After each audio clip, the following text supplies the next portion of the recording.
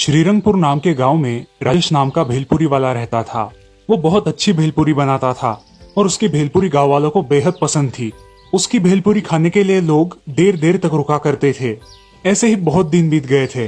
राजेश का धंधा बहुत अच्छा चल रहा था। वो दिन भर अपना काम कर लेता था और दोपहर होने के बाद भेलपुरी बेचने के लिए गाँव में गली गली घूमता था, जिससे उसकी भेलपुरी जल्दी खत्म हो जाती थी और वो रात को अपने घर चला जाता था। उस गांव में 8 बजे के बाद कोई भी गांव के बाहर नहीं जाया करता था।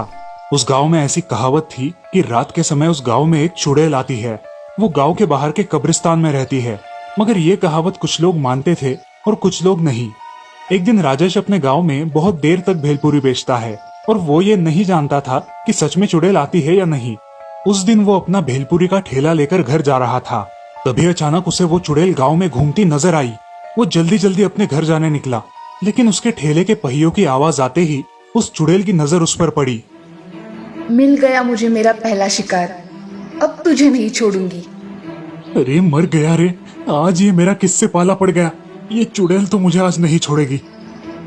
अब कहा जाएगा, मेरी आहट से गांव वाले बाहर नहीं निकलते हैं और तू तो बड़ा ही बहादुर है जो रात के समय बाहर निकलता है। अब मैं तुम्हें नहीं छोड़ूंगी, मैं तुम्हें खा डालूंगी। ऐसा बोल के वो उसे पकड़ लेती है। अरे छोड़ दो मुझे चुड़ैल, मैंने तुम्हारा क्या बिगाड़ा है, छोड़ो मुझे। ऐसा कह के भेलपुरी वाला अपने जान की भीख मांगता है, मगर चुड़ैल भेलपुरी वाले के शरीर पर कब्जा कर लेती है और उसको हथियार बनाकर गांव में घूमने लगती है। राजेश अब अपने घर में ही रहने लगता है और दोपहर होने के बाद अपनी जादू से भेलपुरी बनाता है और वो बेचने गाँव में जाया करता है। भेलपुरी ले लो भेलपुरी, ताजा ताजा भेलपुरी। ऐसा कह के वो गली गली घूमकर भेलपुरी बेचने लगा। अब जो भी वो भेलपुरी खाता वो खाता ही रहता था, मगर भेलपुरी खाने के कुछ समय बाद ही चक्कर आकर गिर जाता। भेलपुरी वाला अपने जादू से उन लाशों को गायब कर देता था और उन्हें अपने घर पहुंचाया करता था। फिर रात के समय घर जाकर उन लाशों को कब्रिस्तान में ले जाकर कब्र के पास फेंक देता था। अच्छे बकरे मिले हैं आज, अब मुझे 8 दिन तक टेंशन नहीं। एक आदमी हरिया उसे लाशों को ले जाते समय देख लेता है और वो ये भी देख लेता है कि उन लाशों को वो कब्र में डाल रहा है। हाय रे, ये नासपीटा भेलपुरी वाला, हमारे गांव के आदमियों को इसने अगवा कर लिया है। इन गांव वालों को कैसे छुड़ाया जाए। हरिया चुपके से वहां से निकल जाता है और गांव में आकर गांव वालों को जमा करके ये सारी बातें बताता है। अरे गांव वालों, ये भेलपुरी वाला अपने गांव के लोगों को जादुई भेलपुरी खिलाकर बेहोश करता है और रात में उन्हें कब्रिस्तान में लेकर जाता है। अरे हरिया, हम क्या कर सकते हैं? फिलहाल के लिए उसके पास से भेलपुरी मत खाइए, बाकी का कल सोचेंगे। अब गांव में ये खबर फैल जाती है। सारे लोग भेलपुरी वाले से डरने लगते हैं और उसके हाथ की भेलपुरी खाना बंद कर देते हैं। भेलपुरी वाला गांव में जब भी आता, लोग उसे नजरों से घूरने लगते। उसे कुछ शक होने लगा, आज ये लोग मुझसे कुछ खरीद क्यों नहीं रहे। जाने दो, फिलहाल तो मेरे पास खाने के लिए काफी खाना है, बाद में देखूंगा। अब सारे गांव वाले उससे डरकर सामने भी नहीं आते थे। इस समस्या का कुछ हल निकाला जाए ऐसा सभी को लग रहा था, इसलिए सारे गांव वाले सरपंच जी के यहाँ जमा होते हैं। सरपंच जी, हमारे गांव में भेलपुरी वाला है जो कि भूतिया बन गया है। हमें उस भेलपुरी वाले से गांव वालों को बचाना चाहिए। ये खबर पक्की है कि ऐसे ही कुछ बक रहे हो? नहीं सरपंच जी, मैंने अपनी आंखों से देखा है। अगर आपको विश्वास नहीं है तो आप आजमा के देख लीजिए। अरे नहीं, मैं तो अपने गाँव वालों के भलाई के लिए बोल रहा था। मेरे हिसाब से अपने गांव में एक आईना लगाते हैं। आईना तो सच ही बताता है। सारे गांव वाले एक बड़ा आईना एक पेड़ के सामने लगा देते हैं और अपना अपना काम करने लगते हैं। अगले दिन वो भूतिया भेलपुरी वाला गांव में आता है। आओ आओ, भेलपुरी खाओ, अच्छी टेस्टी भेल खाओ। अरे भाई ये लो भेलपुरी, बहुत ही स्वादिष्ट है। नहीं भाई, आज मेरा उपवास है, आज मैं भेलपुरी नहीं खाऊंगा। अरे मूर्ख गांव वालों, क्या उपवास कर रहे हो? ये सब फालतू की चीजें होती है। राम अब वहां से चला जाता है और उस आईने के सामने आता है। आईने के सामने आते ही उसकी शक्ल एक चुड़ैल में परिवर्तित हो जाती है। गांव वाले ये देखकर बहुत डर जाते हैं। अरे हरिया भाई, क्या यह सच में चुड़ैल है जिसने भेलपुरी वाले के शरीर पर कब्जा कर लिया है? अरे ये भेलपुरी वाला तो सच में भूत बन गया है। इससे हमारे गांव वालों को खतरा है।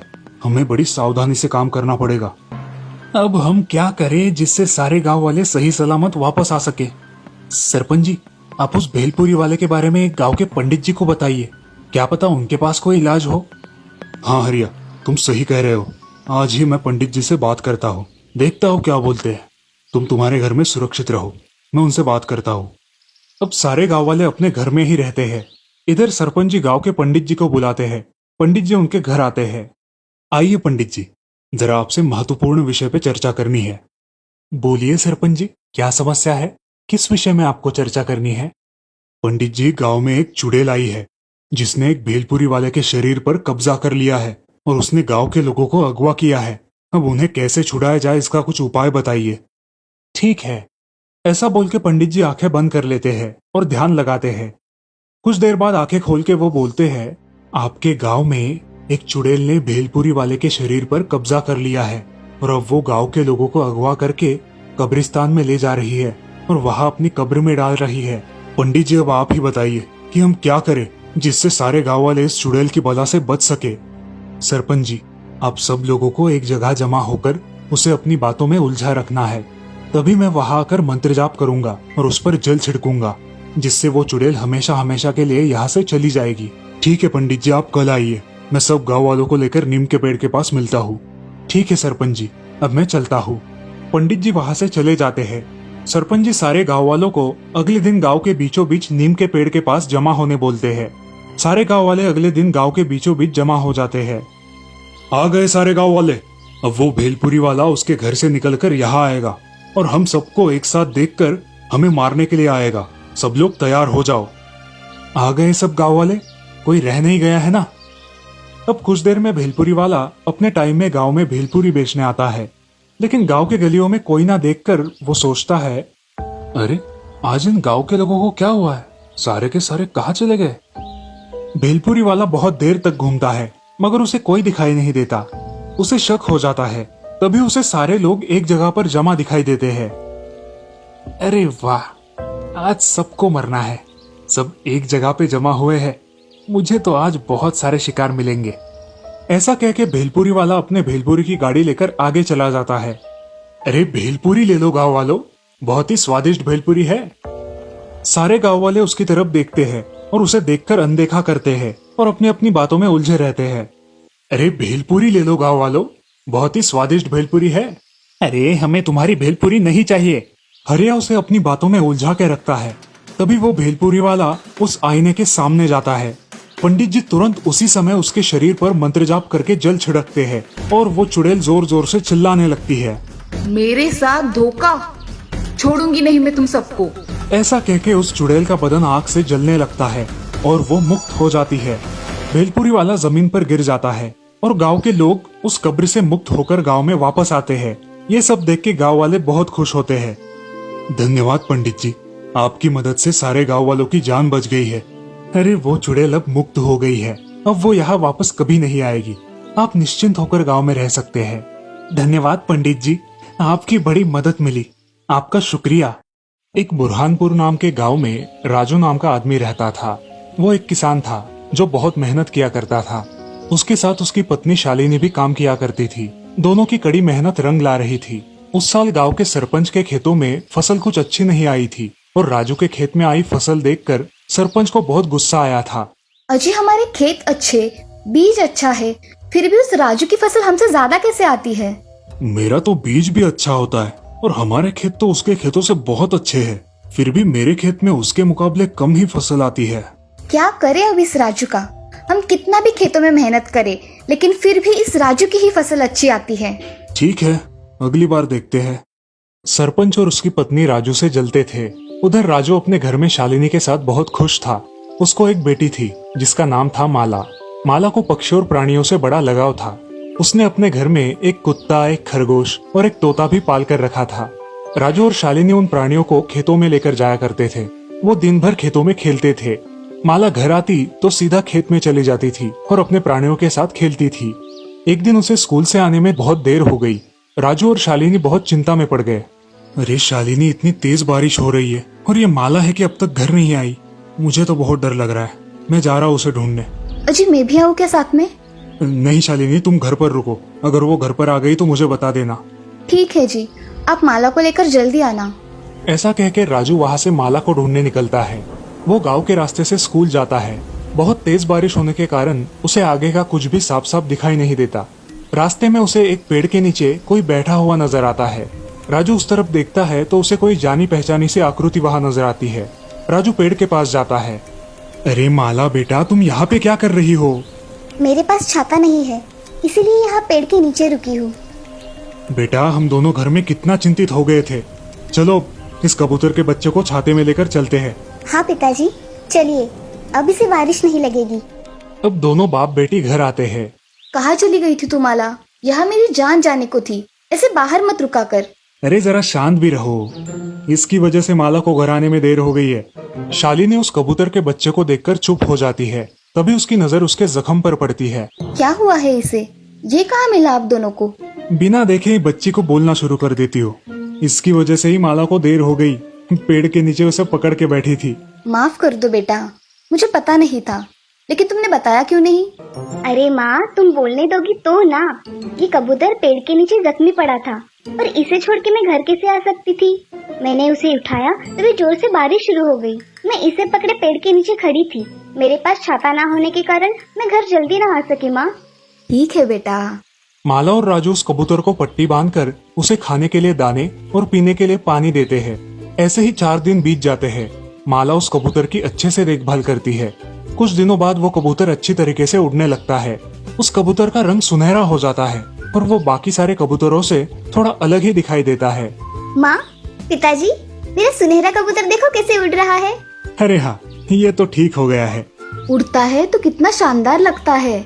बहुत अच्छा है तुम्हारा सुनहरा कबूतर। राजू और शालिनी खेतों में चले जाते हैं और माला अपने पक्षी प्राणियों के साथ घर में ही रहती है। उसी रात, अरे शालिनी, कल हमें जल्द ही खेतों में जाना होगा। फसल अब काटने पर आई है। हाँ, सुबह जल्दी ही जाएंगे। सुबह सुबह ज्यादा काम होता है। पिताजी, मैं भी कल खेतों में आऊँ, जिससे आपको कुछ मदद हो जाए। ठीक है बेटा, चलो अब सो जाते हैं। अगले दिन राजू, शालिनी और माला तीनों अपने प्राणियों के साथ खेतों में चले जाते हैं। ये सब गांव का सरपंच देख लेता है और मन ही मन सोचता है, सारे के सारे खेतों में जा रहे हैं और कितनी मेहनत करके फसल उगाओगे। माला और उसके माँ बाप खेत में पहुंचकर काम करने लगते हैं। पिताजी, ये फसल का अनाज कैसे बनता है? ये फसल सूखने के बाद अनाज बनता है। फिर थोड़ा अनाज हम भगवान को चढ़ाकर उसमें से कुछ घर पर रखते हैं और बाकी का बेच देते हैं। अच्छा, ऐसे बनता है अनाज। हाँ माला। अरे दोनों बाप बेटी की बातें खत्म हो गई हो तो घर चले। हाँ हाँ, चलो घर। तीनों भी घर चले जाते हैं।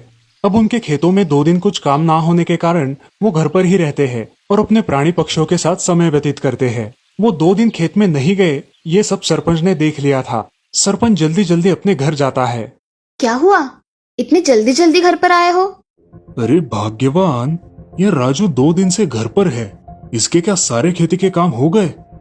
मैं क्या कह रही हूँ, इस साल हम उसकी फसल चुरा लेंगे, उसका नुकसान हो जाएगा, फिर वो हमारे पास ही आएगा।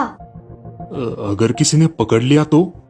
अरे काम किसी और से करवा लो और तुम चुपचाप घर पे ही बैठे रहो, जिससे तुम पर किसी का शक भी नहीं होगा।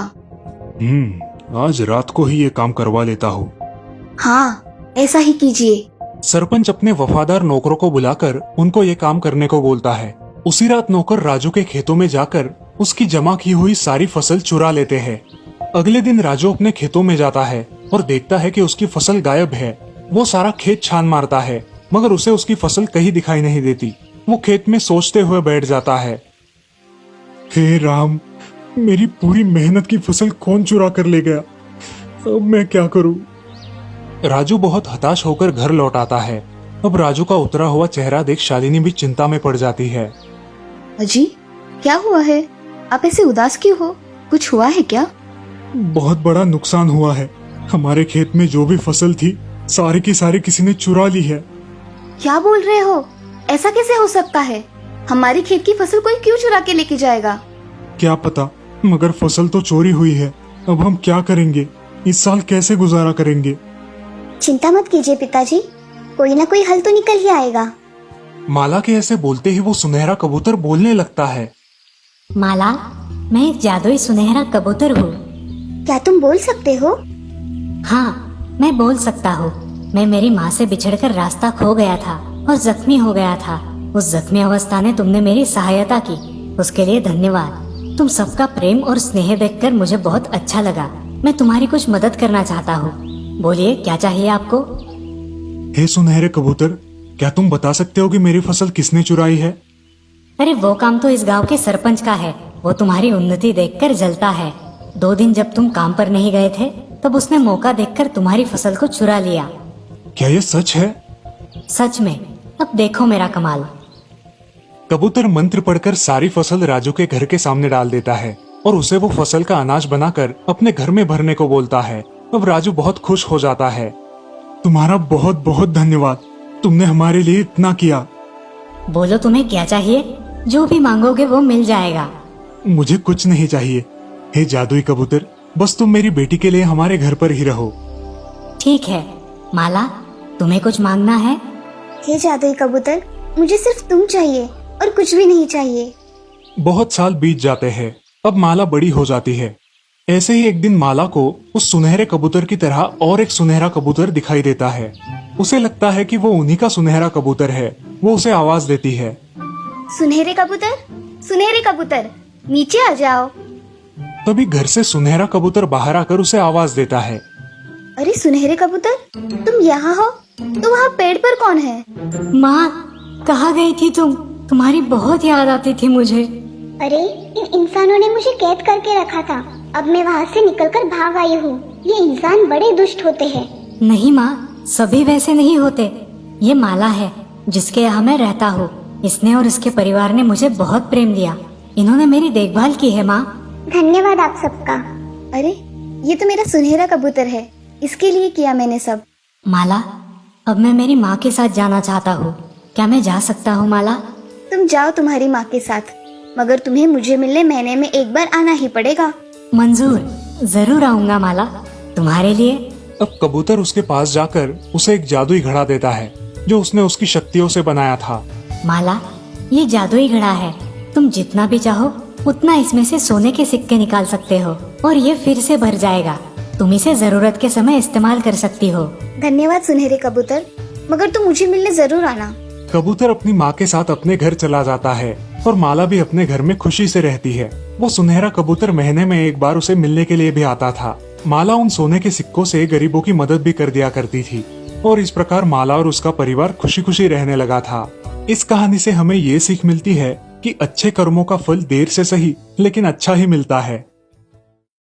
केरल नाम के राज्य में मल्लमपुर नाम का एक गांव था। उस गांव के बाजू में एक बहुत बड़ा घना जंगल था। उस जंगल में तरह तरह के प्राणी थे। उस जंगल में एक हाथियों का झुंड भी था, जिसमें एक 15 साल की हाथीनी थी जो गर्भवती थी। एक दिन वो थककर एक पेड़ के नीचे थोड़ा आराम करने बैठ गई और अपने आने वाले बच्चे के साथ बातें करने लगी। बेटा, जब तुम इस दुनिया में आओगे तो तुम्हें ये दुनिया बहुत खूबसूरत लगेगी। तुम्हें ये दुनिया बहुत पसंद आएगी। मैं तुम्हारा बहुत ख्याल रखूंगी। ऐसा बोल के वो हाथीनी सो जाती है। तभी अचानक उसके बच्चे को भूख लगती है और माँ हाथीनी की नींद खुल जाती है। मुझे खाना ढूंढना होगा। मेरे बच्चे को बहुत भूख लगी है। जल्दी से खाना ढूंढती हूँ। वो ऐसा कह के उठती है और खाने की तलाश में सारा जंगल घूमती है, मगर उसे जंगल में खाने के लिए कुछ भी नहीं मिलता। ऐसे ही खाने की तलाश में वो गांव में आ पहुंचती है। उस गांव में कुछ बुरी प्रवृत्ति के लोग रहते थे जो जानवरों के साथ अच्छा सुलूक नहीं करते थे। उस दिन 2 बदमाश लोगों ने उस हाथीने को गांव में आते हुए देख लिया और उसके साथ मस्ती करने की सोची। अरे भाई, मैं क्या कह रहा हूँ, मेरे पास कुछ अनानास है। इसमें हम कुछ पटाखे डालते हैं और उस हाथीनी को खिला देते हैं। हाँ भाई, ऐसा ही करते हैं, मजा आएगा। ऐसा कह के राजू और हरिया एक अनानास में पटाखे डाल देते हैं और वो पटाखों से भरा अनानास रास्ते पर रख देते हैं। रास्ते से गुजर रही उस भूखे हाथीनी की नजर उस अनानास पर पड़ती है। वो अनानास देखकर वो बहुत खुश हो जाती है और झट से उसे खा लेती है। लेकिन उसे खाते ही उसके मुंह में जोर जोर से पटाखे फूटने लगते हैं। वो चिल्लाने लगती है। उसका मुंह पूरी तरह से जल जाता है। उसके मुंह से खून बहने लगता है। वो बेचारी बुरी तरह से जख्मी हो जाती है। ये क्या हो गया? मैंने तो फल खाया था, उसमें ये इंसानों ने क्या मिला दिया क्या पता। अब मेरे बच्चे का क्या होगा? मैंने तो इन इंसानों पे भरोसा करके बहुत बड़ी गलती की। अब मैं क्या करूं? हाथीनी गांव में चली जाती है और इधर उधर घूमने लगती है। उसे कुछ समझ नहीं आता। वो सोचती है, अगर मैं पानी पीऊंगी या पानी में जाके रुकूंगी तो शायद मुझे कुछ राहत मिल जाएगी। ऐसा कह के वो हाथीनी पानी की तलाश में गांव के तालाब के पास चली जाती है। वो हाथीनी तालाब का पानी पीती है, जिससे उसे थोड़ी राहत मिलती है और वो पानी में जाकर खड़ी हो जाती है। अब उन पटाखों की जलन से उसे थोड़ी राहत मिलती है। उसका मुंह उन पटाखों की वजह से बुरी तरह से घायल हो चुका है। अब वो वही पानी में भूखी प्यासी बहुत दिनों तक खड़ी रहती है। कुछ दिनों बाद गांव के कुछ लोग उस हाथीनी को पानी में खड़ा देखकर और उसकी घायल अवस्था देखकर उसकी मदद करने की सोचते हैं और गांव वाले कुछ और हाथियों को साथ लेकर उसकी मदद करने के लिए जाते हैं। लोग बाकी हाथियों की मदद से उसे बाहर निकालने की कोशिश करते हैं, मगर वो हाथीनी बहुत थक गई थी और थकान के कारण वो पानी से बाहर नहीं निकल पाती। खाना ना मिलने की वजह से वो और उसका बच्चा भी तड़प रहे थे और दोनों भी बहुत कमजोर हो गए थे। ये हाथीनी तो बाहर ही नहीं आ रही, ये हमसे बाहर नहीं आ पाएगी, हमें कुछ अलग सोचना चाहिए। अरे मैं सोच रहा हूँ कि हम वन के अधिकारियों को बुलाते हैं और उनकी मदद से हाथीनी को बचाएंगे। मैं आज ही वन के अधिकारियों को फोन लगाता हूँ। अब सारे गांव वाले वन अधिकारियों का इंतजार करने लगते हैं। हाथीनी अपने बच्चे से मन ही मन बात करती है। बेटा, ये दुनिया बहुत सुंदर है और तुम भी इस दुनिया की तरह बहुत सुंदर हो। इस दुनिया के कुछ बुरे लोगों ने मेरे साथ धोखा किया है, जिसकी वजह से मैं तुम्हें खाना भी नहीं दे सकती। मैं तुम्हें इस दुनिया में लाना चाहती हूँ, मगर अब मुझे यह नामुमकिन के बराबर लग रहा है। ये फल मुझे मार देगा और मैं तुम्हें हमेशा हमेशा के लिए खो दूंगी। माँ, मनुष्य हमें क्यों मारना चाहते हैं? ये हमसे ऐसा बर्ताव क्यों करते हैं माँ? माँ, मैं सांस नहीं ले पा रहा, क्या हो रहा है मुझे माँ? अब हाथीनी बहुत रोने लगती है क्योंकि वो अपने बच्चे को बचा नहीं सकती और थकान के कारण वो पानी में डूबने लगती है। तभी उस गांव में वन अधिकारी आ जाते हैं और उस हाथीनी की अवस्था देखकर गांव वालों पर क्रोधित होते हैं। अरे ये हाथीनी तो गर्भवती है, इसे जल्द ही पानी से बाहर निकालना होगा। जल्दी हाथियों की सहायता से इसे बाहर निकालने की कोशिश करो। ये निंदनीय कृत्य किसने किया है? हमें भी नहीं पता साहब, मगर ये हाथीनी गांव में घूम रही थी और आखिर तालाब में आकर खड़ी हो गई। हमने उसे देखा और आपको फोन कर दिया। अब उस हाथीनी को फिर से हाथियों की सहायता से बाहर निकालने की कोशिश करते हैं। उसे एक रस्सी से बांधकर बाहर खींचने की कोशिश करते हैं, लेकिन बहुत थकान की वजह से वो हाथीनी बाहर नहीं निकल पाती और जिंदगी की जंग हार जाती है। वो हाथीनी पानी में डूब जाती है और उसके साथ साथ उसका वो नन्हा बच्चा भी।